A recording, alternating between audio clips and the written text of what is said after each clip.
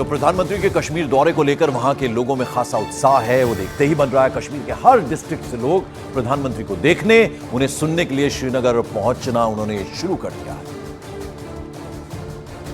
इस शांति में या इस शांति की गंगा में बहुत से कश्मीरी अब चाहते हैं कि सुकून और अमन के साथ गुजर बसर हो, और उनमें से एक शख्स इस वक्त हमारे सामने है। इनका नाम मैं इसलिए नहीं बताऊंगी क्योंकि ये नहीं चाहते हैं कि इनकी आइडेंटिटी डिस्क्लोज हो, लेकिन एक टाइम था जब ये पत्थरबाज के तौर पर जाने चाहते थे, एक टाइम था जब ये एक्सट्रीमिज्म की तरफ जा चुके थे, एक टाइम था जब आतंकवाद का तमगा जो है वो इनके सर पे लगा हुआ था। लेकिन फिर हालात बदले, वक्त बदला और अब ये मेन स्ट्रीम में आ गए हैं। आदिल ने पत्थर कैसे छोड़ दिया और कब छोड़ा? हमने इसलिए पत्थर छोड़ा, देखिए पहले हमने हड़तालें बहुत की, बट हमें ये भी लगा कि मतलब हम हड़तालों में ना तो हमें किसी के साथ कम्युनिकेशन होती थी बाहर, हमारा इंटरनेट ने लोगों ने काफ़ी फ़ायदा उठाया बाहर का, अगर हम स्टेट की बात करेंगे, या इंटरनेट का काफ़ी फ़ायदा उठाया, जिससे वो काफ़ी जो है ना उनने अचीव किया। बट जो हमारी कौम है कश्मीरी, स्टिल हम अभी भी मतलब उतने आगे नहीं है जितना हम बाहर के लोगों को अगर हम कंपेयर करेंगे, वो बिकॉज ऑफ क्योंकि हमारे पास रिसोर्सेज कम थे। आपने यहाँ कुछ चेंजेस देखे हैं? अब ठीक है, देखिए अभी क्या है, धीरे धीरे यूथ को भी आप देख सकते हैं, बाहर IPL में भी ले रहे हैं लड़कों को, ठीक है, स्पोर्ट्स की ओर भी ले रहे हैं लड़कों को। आपको इंटरेस्ट है स्पोर्ट्स में? ऑब्वियसली मुझे भी इंटरेस्ट है, एंड इंटर स्कूल मैंने खेला भी हूँ मैं अंडर 14 में। बट उसके बाद जब हम स्टोन पेल्टिंग में, वो हमारा एक नया 2020, हम उसको कोड वोड में कहते थे आपस में फ्रेंड्स के, आज 2020 खेलेंगे। दैट मीन्स कि मतलब हमारे दिमाग में भी ऐसा बना हुआ था। अब गलती चाहे उसकी थी या हमें कोई पीछे, हमें तो ऐसे मुझे कोई घर नहीं आया आज तक कि तुम उठ के पत्थर मारो, मैंने अपने विल से मारा। दूरी थी सरकार और कश्मीर के बीच में, वो आपने इन सालों में कम होती हुई देखी? देखिए क्या है, एक ब्रिज बना है। बिल्कुल ब्रिज। देखिए क्या है, जैसे अगर हम देखेंगे आर्टिकल जब से टूटा, ठीक है, तब से देखिए जो नेशनल, जो पिछले सदियों से राज करते आए हैं, ये सब अपने घरों को भर रहे थे। इनके अपने बच्चे जो है अब्रॉड में थे पढ़ाई, क्योंकि इनको पता था कि यहाँ हालात ख़राब है। इनको ये भी पता था कि इनका बेटा भी मर सकता है, क्योंकि अगर वो गाड़ी में होंगे कहीं पे इसको रोक सकेंगे चेक पोस्ट पे, वो हो सकता है कि नहीं रुके, मेरा बाप फॉर एग्जांपल VIP है या कोई, मैं क्यों रुकूं, आगे से बंदा है उसको नॉलेज में नहीं है, उसने उठ के शॉट किया। सो उन्होंने अपने बच्चों को पहले ही सेव करा कहाँ, अब्रॉड्स में। अब मर हम रहे थे यहाँ पे, मतलब काफ़ी यूथ मतलब जिन्होंने बहुत सफ़र किया। मैंने अपनी पढ़ाई इसी स्टोन पेल्टिंग की वजह से ही छोड़ी है। सो मतलब ये मैं इस चीज़ में ये बदलाव का कुछ 2-4 सालों से लग रहा है कि थोड़ी सी मतलब बदलाव हुआ है, किलिंग्स पे जब पर्टिकुलर। इतने सालों में स्टोन पेल्टिंग नहीं हुई है, आपको कैसा लगता है? और चूंकि स्टोन पेल्टिंग नहीं हुई है तो टूरिज्म बढ़ा है। देखिए खौफ में आदमी नहीं है, माँ मतलब आपकी माँ भी बड़ा खौफ में रहती होगी। बिल्कुल। देखिए अल्हम्दुलिल्लाह पहले तो कोई कंप्लेंट नहीं आई कि टूरिस्ट पे हमने कभी कोई हमला किया, ठीक है, बट तब भी थ्रेट होता है, डरता है ना, डरता है तब भी। मैं नहीं कहूँगा कि डरता तब भी है जब बाहर के टूरिज्म, अगर 10 बंदे सोच रहे होंगे कश्मीर ट्रिप के लिए, 5 के दिमाग में होगा कि नहीं, अभी भी होगा 2 में, 8 में तो नहीं होगा, अब 2 में ही होगा। इस टाइम बढ़ गया आंकड़ा, 8 हो गया। 8 हो गया, ठीक है, तो आप परसेंटेज बढ़ गई। तो ऑब्वियसली टूरिज्म पे नुकसान था वो हमारा अपना। हम अपनी मतलब पब्लिक की गाड़ियाँ तोड़ते थे बीच में, कभी कोई स्ट्राइक के खिलाफ जाए तो हम उठ के तोड़ फोड़ कर देते थे सब आपस में। सो नुकसान वो चीज़ें अब क्या थी, और एजुकेशन आ गई तब की। हमारे से जो 10 साल पहले की अगर हम बात करेंगे, वो वाली जनरेशन है, वो उतना एजुकेटेड नहीं है जितना कि हम हैं। हमने खुद भी देखे कि हड़ताल से कुछ नहीं निकला, हम इकोनॉमी के हिसाब से भी ख़त्म हो गए, हम टेक्नोलॉजी के हिसाब से भी ख़त्म हो गए। अब हम चाहते हैं कि हम भी आगे बढ़ें, हम भी दुनिया को दिखाएंगे कि कश्मीर में भी टैलेंट, और माशाल्लाह टैलेंट है भी। बहुत बहुत शुक्रिया। बिल्कुल, थैंक यू।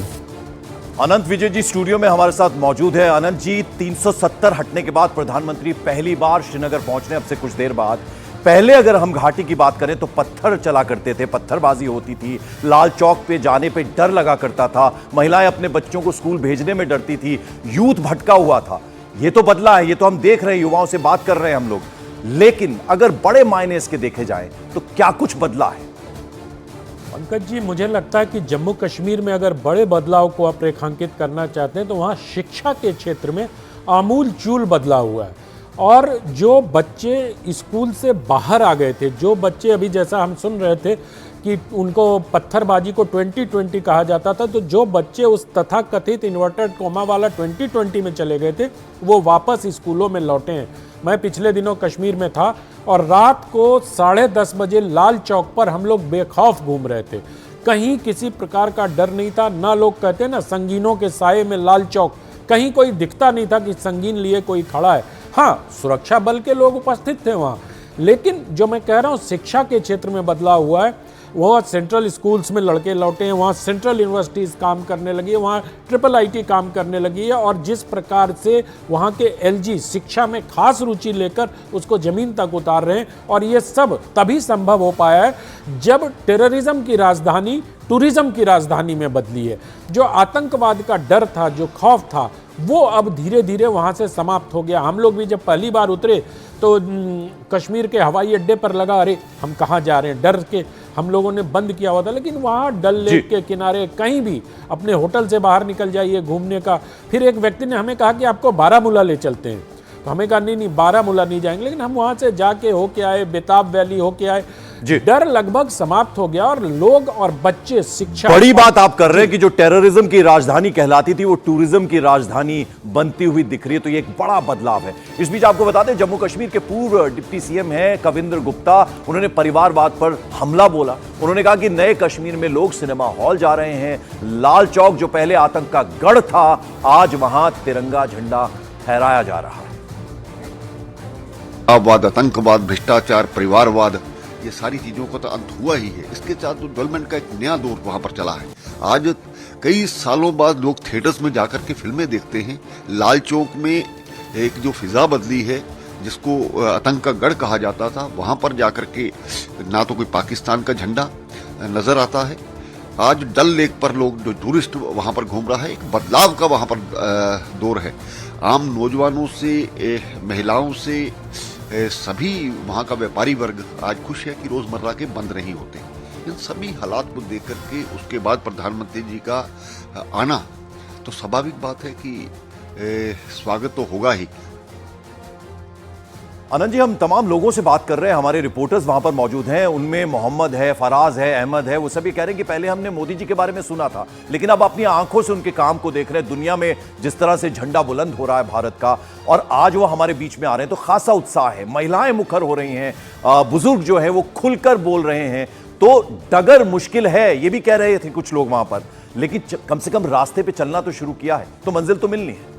पॉजिटिव सोच। ये बिल्कुल ठीक कह रहे हैं आपके जो सहयोगी हैं। मुझे लगता है कि हम लोग भी जब पिछली बार गए थे और जो मैंने देखा है पूरा घूमकर, तो हमें भी यही लग रहा था। लोगों से बातचीत में लोग यही कह रहे हैं कि मोदी पर उनका भरोसा बहुत धीरे धीरे काम की वजह से गाढ़ा हुआ है।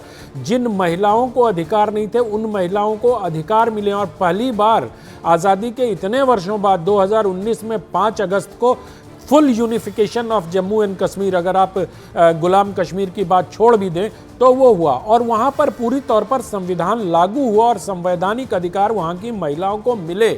तो इन सब चीज़ों से मोदी के प्रति एक विश्वास जगता है। और जो हम बात कर रहे थे, आप अगर डल लेक के सामने एक मार्केट है, वहां जाएंगे तो आपको दिल्ली के सरोजनी नगर जैसा लगेगा कि वहां अंडे मिल रहे हैं, मोमो खाए जा रहे हैं, और रात बिल्कुल। आनंद जी, जरा सुन लेते हैं।